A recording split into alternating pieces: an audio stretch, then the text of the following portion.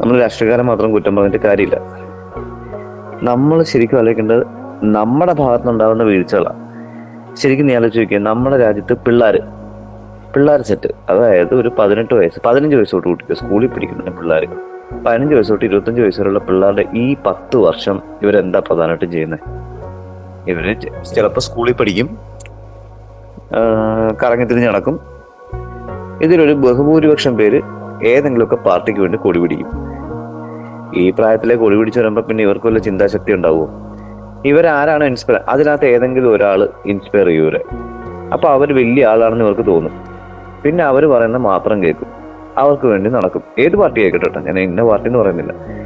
അതേസമയം ഈ 15 വയസ്സ് തൊട്ട് 25 വയസ്സുള്ള സമയത്ത് അത്യാവശ്യം നന്നായിട്ട് പഠിച്ച് ഒരു 22 വയസ്സിലോ ഇഷ്ടപ്പെട്ട വിഷയം പഠിച്ച് അതിലൊരു ജോലി നേടി ഒരു 10-35,000 രൂപ അല്ലെങ്കിൽ 25,000 രൂപ ശമ്പളം മേടിച്ച് ആ ശമ്പളത്തിന് ഒരു EMI എടുത്തൊരു വണ്ടി എടുത്ത് ആ വണ്ടി എടുത്ത് ഈ റോഡിലേക്ക് ഇട്ട് ഓടിക്കുമ്പോൾ ഈ റോഡിലെ കുഴി ചാടി പുത്തൻ വണ്ടിയുടെ 3-ാമത്തെ മാസത്തിൽ അതിന്റെ ഷോക്കും പോയി അതിന്റെ ഓയിൽ ലീക്കും വന്നു കഴിയുമ്പോഴത്തേക്കും ഈ മുടക്കുന്ന പൈസ എന്നത് പോയല്ലോ എന്ന് ഓർക്കുമ്പോൾ അവർക്കൊരു ബുദ്ധിമുട്ട് വരും, അച്ഛൻ്റെ അമ്മയുടെ കാശല്ലാതെ.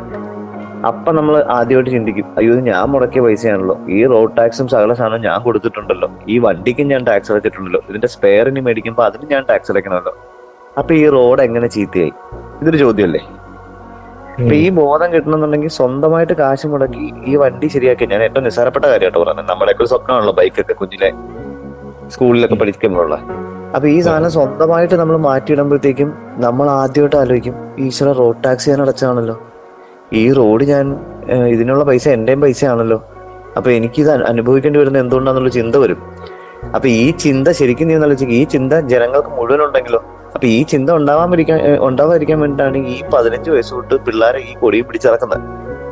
അപ്പൊ ഇങ്ങനെ കൊടിയും പിടിച്ചിറക്കി കഴിഞ്ഞാൽ നമ്മള് കുഞ്ഞിലെ തൊട്ടേ ആരെങ്കിലും ഒക്കെ പറയുന്നത് കേട്ട് ഏതെങ്കിലുമൊക്കെ പ്രായമൊക്കെ ഉള്ള ആൾക്കാർക്ക് വേണ്ടി ജയ്യും വിളിച്ച് ചിന്താശേഷിയൊക്കെ ഇല്ലാത്ത ആൾക്കാർക്ക് വേണ്ടി നമ്മൾ നടക്കും, നമ്മുടെ വോട്ട് വളപ്പും. അപ്പൊ അവർക്കറിയാം എന്നൊക്കെ പറഞ്ഞാലും നമ്മൾ ഇവർക്ക് വേണ്ടി വോട്ട് ചെയ്തുകൊണ്ടിരിക്കുന്നു.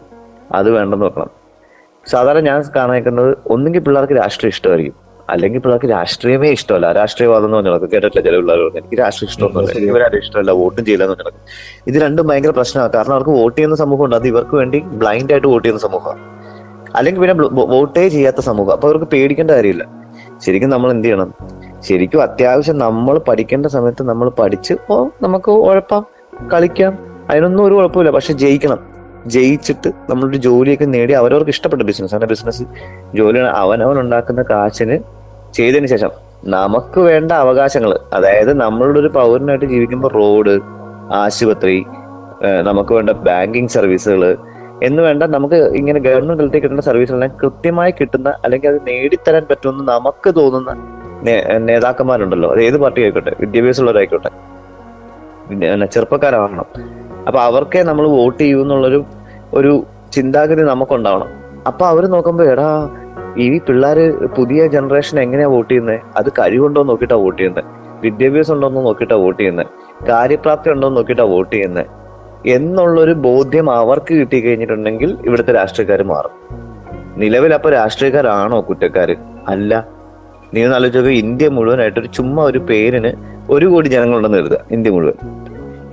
ഇതിൽ നിലവിൽ 75 ലക്ഷം ആൾക്കാരും വോട്ട് ചെയ്യുന്നത് പാർട്ടി അന്ധതയിലാണ്.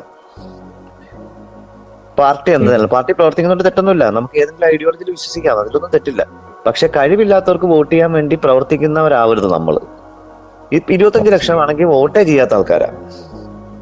അതേസമയം ഇതേ 1 കോടി ജനങ്ങളിൽ 50 ലക്ഷം പേരെന്ന് പറയുന്നത് കഴിവുള്ളവർക്കേ ഞങ്ങൾ വോട്ട് ചെയ്യുമെന്ന് തീരുമാനിക്കുന്ന ഒരു ആളായാലോ, പ്രൊഡക്ടിവിറ്റി ഉള്ള ഒരു രാജ്യമായി മാറിയാലോ. ഈ കുട്ടികൾ സ്വന്തം നിലയ്ക്ക് ജോലി ചെയ്ത് അടിയിടിയും ബഹളമൊന്നും ഉണ്ടാക്കാതെ ജോലി ചെയ്ത് പൈസ ഉണ്ടാക്കി ആ പൈസ വെച്ച് ജീവിച്ച് ഞങ്ങൾക്ക് ഇന്ന ക്വാളിറ്റി വേണമെന്ന് ഡിമാൻഡ് ചെയ്യുന്ന ആൾക്കാരായാലോ, സമൂഹം മാറില്ലേ? അപ്പൊ ഞാൻ പറയുന്നത്, നമ്മൾ ഈ രാഷ്ട്രീയക്കാരെ കുറ്റം പറഞ്ഞ് രാഷ്ട്രീയ ചർച്ചയും വെച്ച് അവരെ കുറ്റം പറഞ്ഞാൽ അർത്ഥമില്ല. കാരണം പുറത്ത് നിൽക്കുന്ന ആൾക്കാർക്ക് എന്താണ് വേണ്ടെന്ന് അവർക്കറിയാം. അപ്പൊ ഞാൻ പറയുന്നത്, സമൂഹത്തിലെ 3, 4, 5 ആൾക്കാർക്ക് അല്ലെങ്കിൽ നമ്മൾ കാണുന്ന രാഷ്ട്രീയക്കാർക്കോ അവർക്കൊക്കെ വലിയ വലിയ കാറുകളും അവരുടെ മക്കളൊക്കെ വലിയ വലിയ സ്ഥലങ്ങളിൽ പഠിക്കുകയും അവർക്ക് വലിയ വീടുകൾ ഉണ്ടാവുകയൊക്കെ ചെയ്യുന്ന സമയത്ത് അതൊക്കെ നല്ല കാര്യം. കാരണം അത് അവരുടെ കുടുംബമാണല്ലോ, കുടുംബം എല്ലാവർക്കും വലുതാ, അതിൽ നമുക്ക് തെറ്റു പറയാൻ പറ്റത്തില്ല. അതിൽ നമ്മൾക്കും നമ്മുടെ കുടുംബവും നമുക്ക് വലുതാണല്ലോ. അപ്പൊ നമുക്കും വേണ്ടേ അത്യാവശ്യം ഒരു കാറും നല്ലൊരു വീടും, നമ്മൾ ഇരിക്കുന്ന സ്ഥാപനങ്ങളുടെ മേളിലെ ഫാൻ കൃത്യമായിട്ട് കറങ്ങുകയും, ഇരിക്കുന്നിടത്ത് ഒരു 3 മണിക്കൂർ വെയിറ്റ് ചെയ്യേണ്ടി വന്നാൽ കഴുത്ത് വേദന എടുക്കാൻ കഴുത്ത് കൂടി ചാരി വെക്കാനുള്ള കുഷ്യനുള്ള ഒരു കസേരയെങ്കിലും. അപ്പം ആ ഒരു രാഷ്ട്രീയം വേണ്ടേ? അപ്പൊ ചുരുക്കി പറഞ്ഞാൽ ഇപ്പൊ ഞാൻ വിചാരിക്കുന്ന എന്റെ രാഷ്ട്രീയം എന്ന് പറഞ്ഞാൽ, ഞാൻ പോയിരിക്കുന്ന സ്ഥലത്ത് എനിക്ക് ആ ഫാൻ കറങ്ങണം, നല്ല രീതിക്ക് ശബ്ദമൊന്നും ഇല്ലാതെ കറങ്ങണം, ഞാൻ ഇരിക്കുന്നിടത്ത് നല്ലൊരു കസേര കിട്ടണം. കാരണം അത് എന്റെ അവകാശമല്ലേ, അല്ലെ നമ്മുടെ അവകാശമല്ലേ. ഞാൻ ചെല്ലുമ്പോൾ എനിക്കൊരു ഡോക്ടറെ കാണാൻ പറ്റണം. 1.5 മണിക്കൂർ 3.5 മണിക്കൂർ ഒന്നും വെയിറ്റ് ചെയ്തിട്ടല്ല ഒരു ഡോക്ടറെ കാണേണ്ട ഒരാള്. നമുക്ക് നമ്മുടെ കാര്യങ്ങൾ നടത്തി കാണാനുള്ള ഒരു അവകാശം ഇപ്പൊ ഡോക്ടർമാർ ഇല്ലെന്നല്ല പറയുന്നത്. പക്ഷെ എന്റെ അഭിപ്രായത്തിൽ ഒരു ഡോക്ടർ തന്നെ 300 പേരെ 400 പേരെയൊക്കെ നോക്കേണ്ട അവസ്ഥയാണ്. അപ്പൊ അതൊക്കെ ആലോചിച്ചു, ഇതൊക്കെ ആരെയാ ബാധിക്കുന്നത്? നമ്മളെപ്പോലുള്ള സാധാരണക്കാരല്ലേ ബാധിക്കുന്നത്? അപ്പൊ നമ്മുടെ രാഷ്ട്രീയം എന്ന് പറഞ്ഞാൽ നമ്മുടെ അവകാശങ്ങൾക്ക് വില കൽപ്പിക്കുന്ന ആളുകളെ നമുക്ക് കണ്ടെത്തി അവരെ അധികാരത്തിലേക്ക് എത്തിക്കാനുള്ള ബോധം നമുക്ക് ഉണ്ടാകുന്നതായിരിക്കണം നമ്മുടെ രാഷ്ട്രീയം എന്നുള്ളതാണ് എൻ്റെ ഒരു വലിയ അഭിപ്രായം. എൻ്റെ അടുത്ത് എന്തെങ്കിലും കാര്യം ആജ്ഞാപിക്കണം എന്ന് പറഞ്ഞാൽ എൻ്റെ അച്ഛനോ അമ്മയ്ക്കോ അല്ലെങ്കിൽ നമ്മളെ ഏറ്റവും അടുത്ത ആൾക്കാർക്കൊക്കെ ഉള്ളൂ അതിനുള്ളൊരു അധികാരമായിട്ട് ഞാൻ കരുതിയിട്ടുള്ളൂ. ഞാൻ ഏതെങ്കിലും എനിക്കൊരു പൊളിറ്റിക്കൽ ഐഡിയോളജി ഉണ്ടെന്ന് പറഞ്ഞ് അതിനകത്തുള്ള ആൾക്കാർ എന്നോട് അവിടെ പോയി അത് കേട്ട് ഇവിടെ പോയി അത് ചെയ്യടാ എന്ന് പറഞ്ഞിട്ട്, എനിക്ക് ഒരു പരിചയമില്ലാത്തവരും കുറച്ച് പ്രായം കൂടി അതിനകത്ത് നിൽക്കുന്നു എന്ന് പറഞ്ഞിട്ട് നമ്മുടെ അടുത്ത് വന്ന് ഒരു കാര്യമില്ലാതെ അധികാരം ചെലുത്തുന്ന പരിപാടിയൊന്നും എനിക്ക് ബേസിക്കലി ശരിയായിട്ട് തോന്നുന്നില്ല. കാരണം നമ്മൾ പണിയെടുക്കുന്ന പൈസ നമുക്ക് കിട്ടുന്നുണ്ട്, അത് വെച്ച് അന്തസ്സായിട്ട് നമ്മൾ ജീവിക്കുന്നുണ്ട്.